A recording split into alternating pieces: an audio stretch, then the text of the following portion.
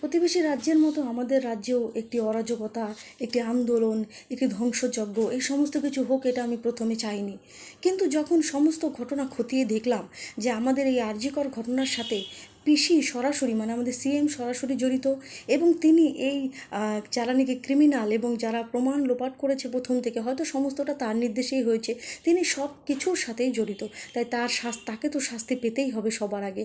আর তিনি না না শাস্তি পেলে বাকি যারা এর সাথে জড়িত আছে তারা কখনোই শাস্তি পাবে না।